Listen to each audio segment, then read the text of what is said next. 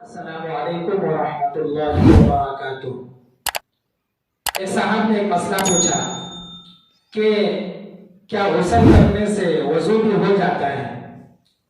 غسل کرنے کے بعد وضو کرنے کی ضرورت ہے یا نہیں، یا غسل کر کے ڈائریکٹ نماز پڑھ سکتے ہیں؟ تو میں یہ بتانا چاہوں گا کہ اللہ کے رسول صلی اللہ علیہ وسلم کا یہ طریقہ رہا ہے کہ جب بھی آپ غسل کرنے جاتے تو غسل سے پہلے، پانی نہانے سے پہلے آپ وضو فرمایا کرتے تھے، یعنی غسل سے پہلے وضو کر لیا کرتے تھے، اس کے بعد غسل کیا کرتے تھے۔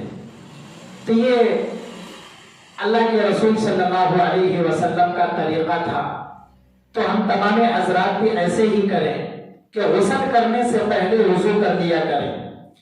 ہاں، اگر کوئی غسل سے پہلے وضو نہیں کیا تو کیا اس کا بعد میں وضو کرنا ضروری ہے؟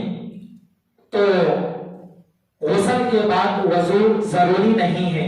اگر آپ صرف غسل کر کے نماز پڑھ لیں تو آپ کی نماز ہو جائے گی، اور دوسری عبادتیں بھی کریں گے تو آپ کی تمام عبادتیں قابل قبول ہوں گی، کیونکہ غسل کرنے میں تمام جسم بھیگ جاتا ہے، اور وضو جب کرتے تو اس میں 4 اعضاء کو دھونا ضروری پڑتا ہے۔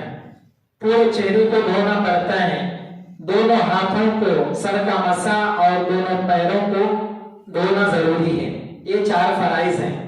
تو جب ہم غسل کریں گے تو ہمارا پورا جسم بھیگ جائے گا، جس میں وضو کے 4 اعضاء بھی آ جائیں گے اور وہ بھی بھیگ جائیں گے، جس کی وجہ سے ہمارا غسل کے ساتھ ساتھ وضو بھی ہو جائے گا۔ امید ہے آپ تمام حضرات کو یہ مسئلہ سمجھ میں آ گیا ہوگا۔